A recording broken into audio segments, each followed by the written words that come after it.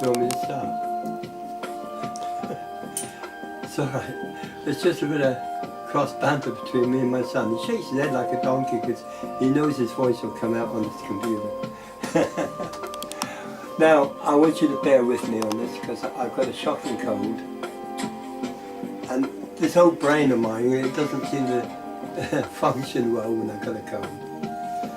Now, at last time we spoke, I told you and explained about love. This time, I want to explain to you about life.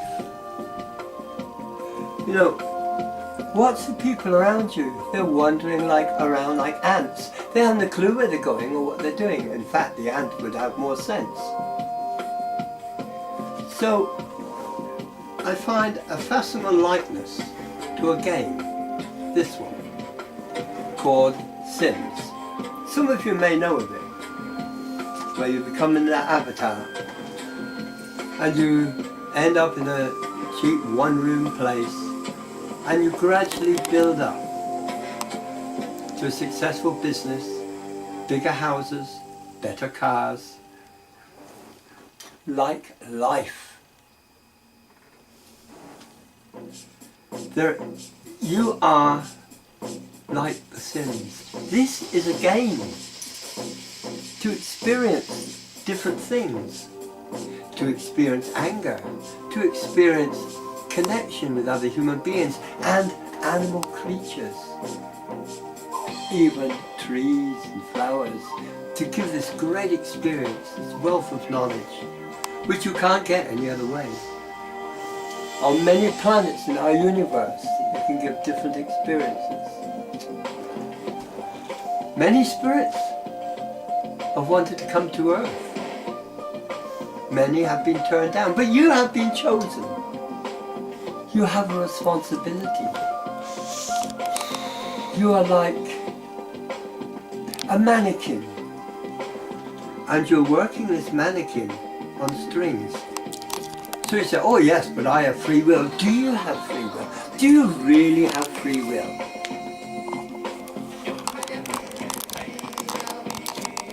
If you do something wrong, what happens in your life? I tell you what happens. Shit happens. Big time. But when you do something correct, you're happy. You're full of all joy. Everything is perfect. So have you got free will? Of course you have. You have free will to make this earth a heaven or make it a hell. Unfortunately, many people make it a hell. Unfortunately, many people get wrapped up in this myth of money, dollars. You haven't seen money, none of you. It's a number in a bank. If you buy a house, you do a money transfer from one bank to another. What they do, they put a lot of numbers down and those numbers are transferred from that bank to that bank. You don't see money. Those pieces of paper you see is a promissory note if you look at it carefully.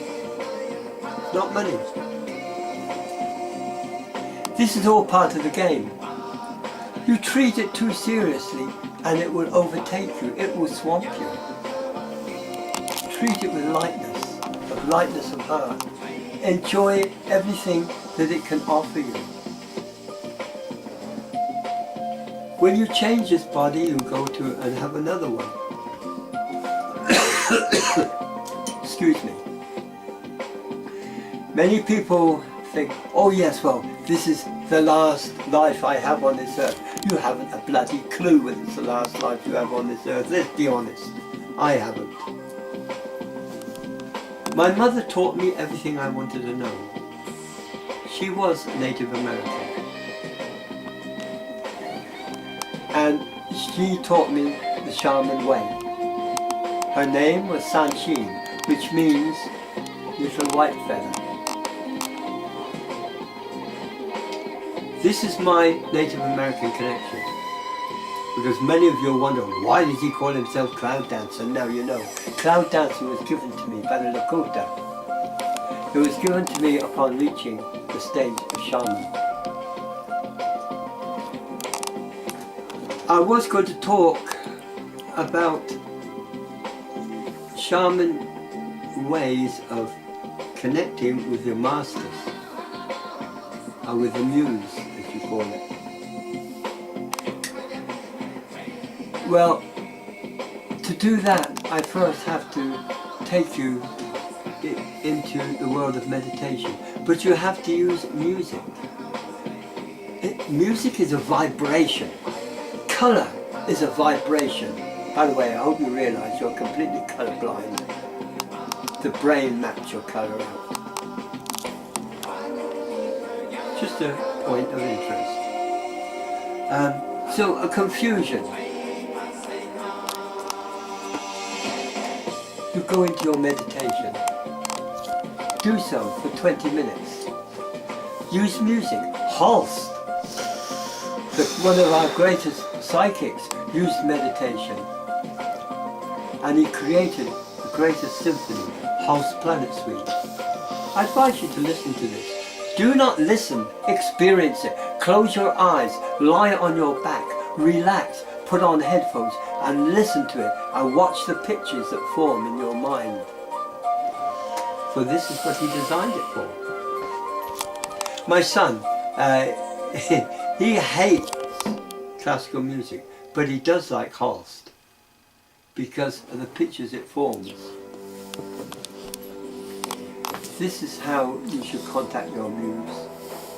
I'm not saying necessarily go to Holst. There are many types of music you can use. Certain music will draw certain muses to you, or certain masters to you. Maybe enter the Crystal Palace. Are you making rash signals to me again, Adrian? Not yet. Well, this is the second take. We messed up the first one. Well, I messed it up.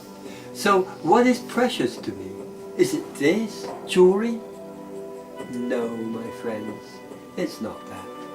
It's things like this, which can bring me to a higher reality, because it's a sound that's pitched from. It is my shaman drum, which I haven't here, it's in the other room. It is my keyboards. All these sounds will draw you to the masters. They attract the masters like a magnet.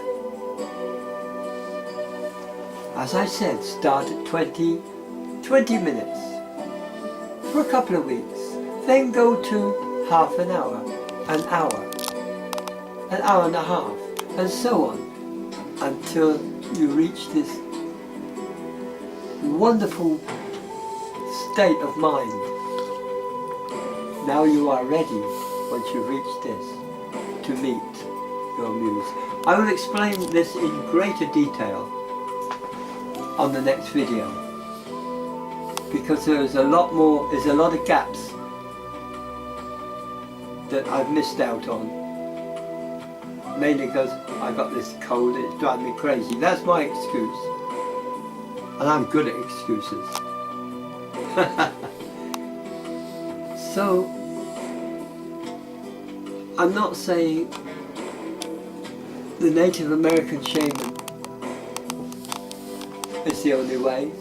There's Celtic shaman, there's Druid shaman, there's Vedic shaman, there's Tibetan shaman, but basically they all do the same thing. To be in touch with Mother Earth, the very entity that supplies everything you need to survive in life. 10 minutes just gone. Okay, so I guess the boss has just told me that it's time for me to shut down. As I say, I ask your indulgences because of this cold, and to thank each of you for listening to me, for we love you all. You are our family. If I could put my arms around every one of you, I would. For you are truly my family. Some of you have great experience in life. Some of you are very powerful. Teach these young ones. Teach them. Because without your teachings, the whole thing falls apart. It goes.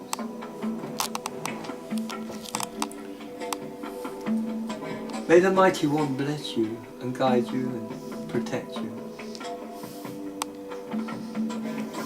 Om Shanti. Namaste.